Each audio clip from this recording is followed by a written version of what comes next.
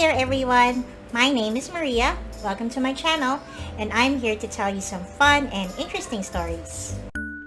Today's story is about Cinderella. Once upon a time, there was a nobleman who had a sweet wife and daughter.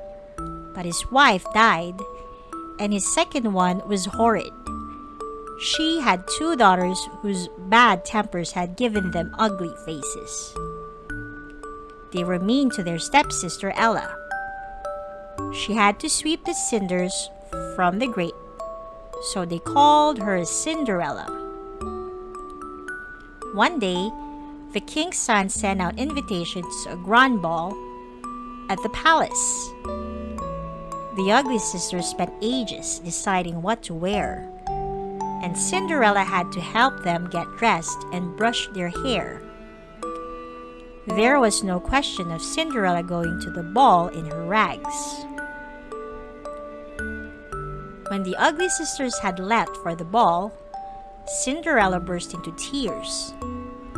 "How I wish I could go too," she cried. Suddenly, her fairy godmother appeared. "Don't cry, child," she said. "Of course, you can go to the ball. But first, we'll need a few bits and pieces. Get me one pumpkin, 6 little mice, 1 large rat, and 6 lizards." Well, Cinderella couldn't think how a pumpkin and some animals were going to get her to the ball, but she did as her godmother asked. Her fairy godmother waved her wand and whoosh! The pumpkin disappeared, and in its place stood a beautiful coach. Then she waved her wand again. The 6 little mice turned into a team of handsome carriage horses. The rat was soon a rather fat coachman, and the lizards became 6 footmen. So now, Cinderella had a lovely coach to take her to the ball. But she was still in her rags. Her godmother smiled and tapped her once with her wand. Immediately, Cinderella was dressed in shimmering gold. "Now off you go," said her godmother.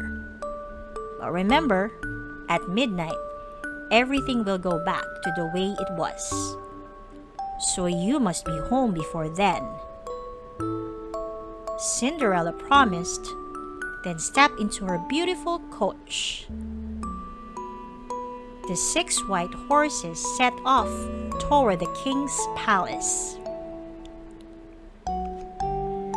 Everyone at the ball stopped dancing when the mysterious stranger arrived. Cinderella looked so beautiful in her gold dress that everyone thought she was a princess from a foreign country. Even her 2 stepsisters were fooled. The prince was just as curious as everyone else. From the moment Cinderella came into the ballroom, he danced with no one else. By the end of the evening, he was madly in love with his beautiful princess, and he didn't even know her name. And Cinderella was just as much in love with the prince. But as they were dancing, Cinderella suddenly heard the chimes of the palace clock. "Oh no," she cried. "It must be midnight." Cinderella ran away from the prince, out of the ballroom, and down the palace steps, losing one of her glass slippers along the way. By the time she reached the bottom step, the clock had finished striking 12, and Cinderella was in rags again. The prince ran after Cinderella, but all he found was the beautiful glass slipper from the steps. "Send out a proclamation," he said. "I will marry the person whose foot fits the slipper." will ask every woman in the kingdom to try on the slipper. So the prince went to every house in the kingdom, and soon he came to the house where Cinderella lived with her stepsisters. Of course, the ugly sisters were very eager to try their luck. But no matter how hard they pushed their big feet into the glass slipper, it didn't fit. So Cinderella came forward to try on the slipper. To the amazement of her stepsisters, it fitted perfectly.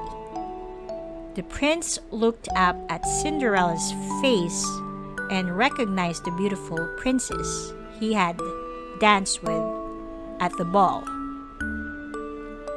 So he married Cinderella. And unlike the stepsisters, they lived happily ever after. The end. Thank you for joining me today. For more stories like this, don't forget to like and subscribe. See you next time.